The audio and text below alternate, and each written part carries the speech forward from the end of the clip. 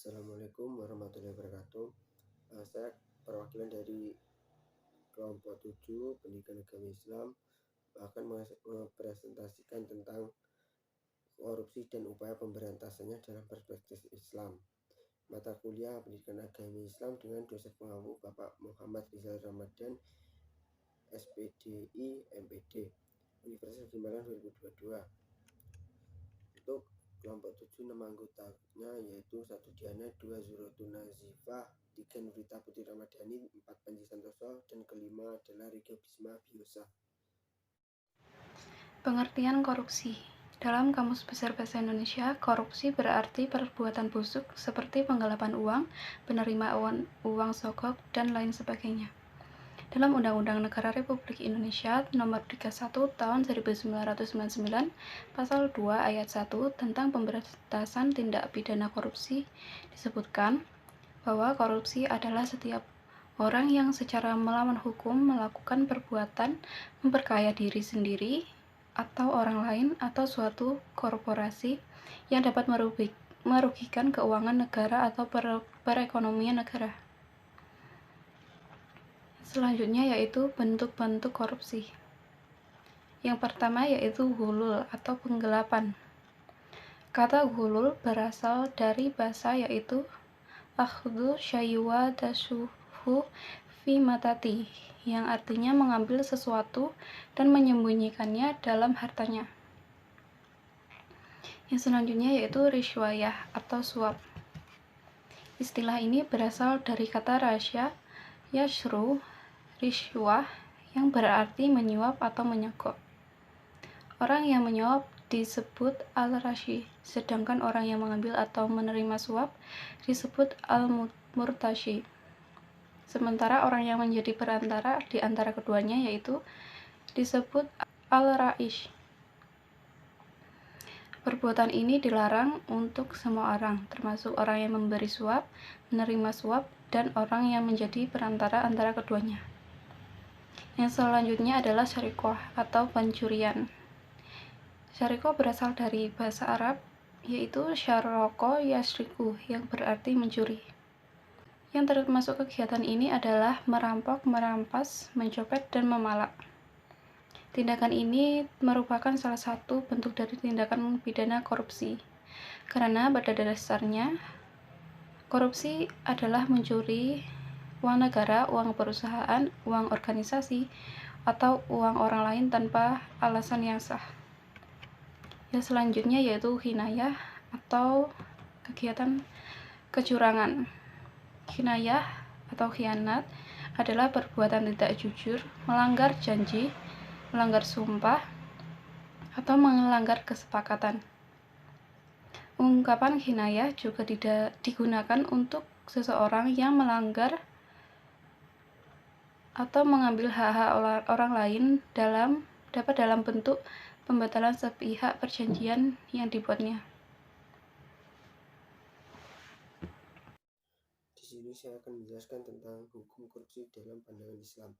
Semua kejahatan yang berkaitan dengan tindak pidana korupsi merupakan dosa besar karena dampak negatifnya bukan hanya bisa ke pelaku, tetapi bisa menimpa pada bangsa dan negara. Hukuman lain bagi koruptor adalah takzir atau hukuman mulai yang paling ringan berupa dipenjara, lalu memecahnya jadi jabatan dan memasukkannya dalam daftar orang tercela atau ta'zir, penyitaan harta untuk negara, hingga hukuman mati. Hukuman ini disesuaikan dengan besar kecilnya jumlah uang atau barang korupsi dan dampaknya bagi masyarakat, dan juga agar koruptor itu jerah agar tidak melakukan korupsi lagi. Itu. Terima kasih. Selanjutnya adalah motif-motif dalam korupsi.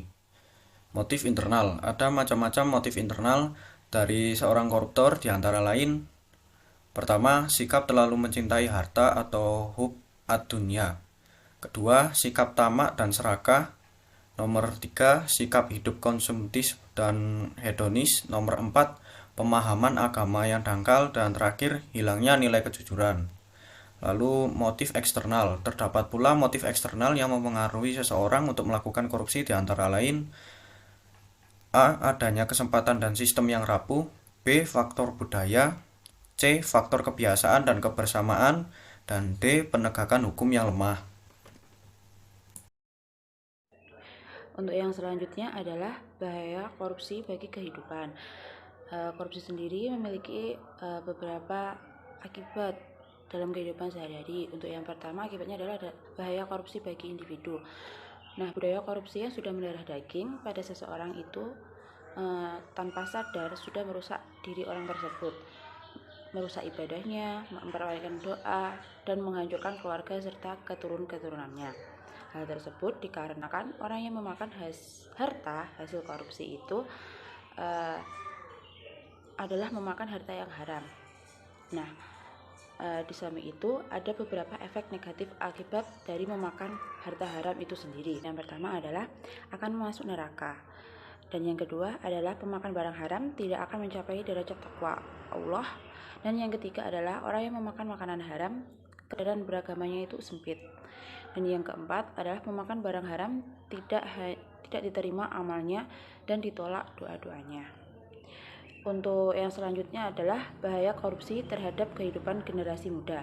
Salah satu efek negatif yang paling berbahaya dari korupsi dalam jangka panjang adalah merusak generasi muda.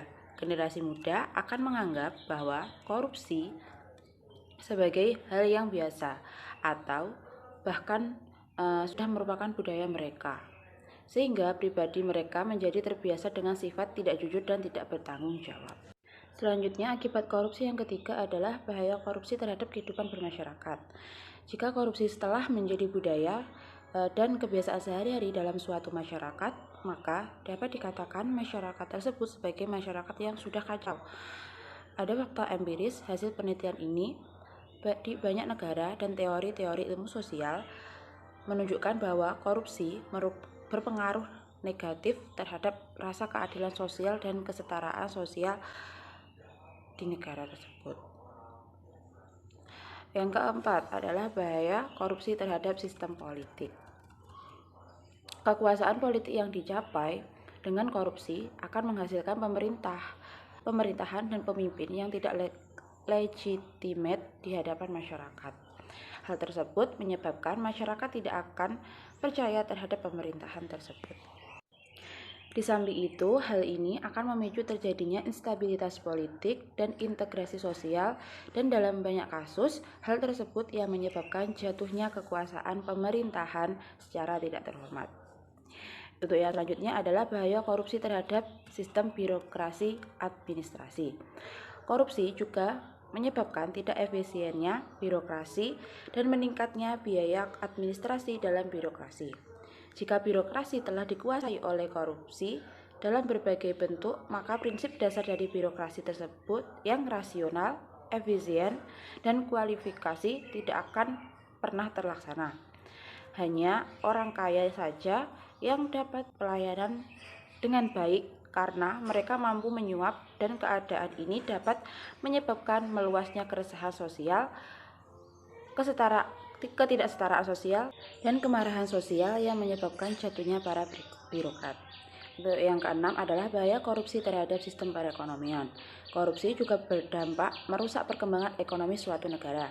Jika sebuah proyek ekonomi syarat dengan korupsi atau penyuapan untuk kelulusan proyek, nepotisme dalam menunjukkan pelaksanaan proyek, penggelapan dalam pelaksanaannya, dan bentuk-bentuk korupsi lain dalam proyek, maka pertumbuhan ekonomi yang diharapkan dari proyek tersebut tidak akan tercapai. Baik, selanjutnya upaya menumbuh kembangkan budaya anti korupsi. Yang pertama, menumbuhkan budaya anti mencontek dan plagiasi. Dalam Undang-Undang Nomor 20 Tahun 2003 dijelaskan bahwasanya pendidikan pada hakikatnya adalah mengembangkan potensi diri peserta didik dengan dilandasi oleh kekuatan spiritual keagamaan, pengendalian diri, kepribadian, kecerdasan, akhlak mulia, serta keterampilan. Namun permasalahan yang hingga saat ini dihadapi yang sebagian terjadi di kalangan mahasiswa adalah budaya tidak jujur. Misalnya mencontek, plagiasi, dan titip absen. Perilaku negatif tersebut merupakan bentuk dari ketidakjujuran yang kelak nantinya akan memunculkan perilaku korupsi. Oleh karena itu, budaya berperilaku jujur harus dibentuk sejak dini melalui dua hal, yaitu pembiasaan dan juga keteladanan. Yang kedua, memegang teguh amanah. Amanah berarti jujur atau dapat dipercaya. Al-Marawi membagi amanah menjadi 3 macam, yaitu yang pertama amanah manusia terhadap Tuhan, yang kedua amanah manusia kepada orang lain, yang ketiga amanah manusia terhadap diri sendiri.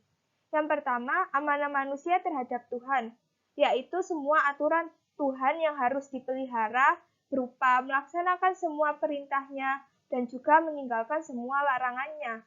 Yang kedua, amanah manusia kepada orang lain. Amanah manusia kepada orang lain diantaranya mengembalikan titipan kepada pemiliknya, tidak menipu, tidak berperilaku curang, dan menjaga rahasia teman, saudara, maupun keluarga dan manusia secara keseluruhannya. Yang ketiga, amanah manusia terhadap diri sendiri.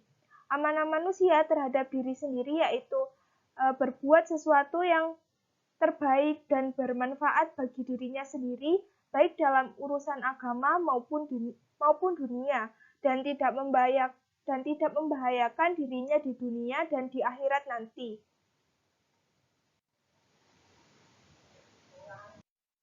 Baik, sekian dari kelompok kami. Jika ada kesalahannya, mohon dimaafkan. Saya akhiri. Wassalamualaikum warahmatullahi wabarakatuh.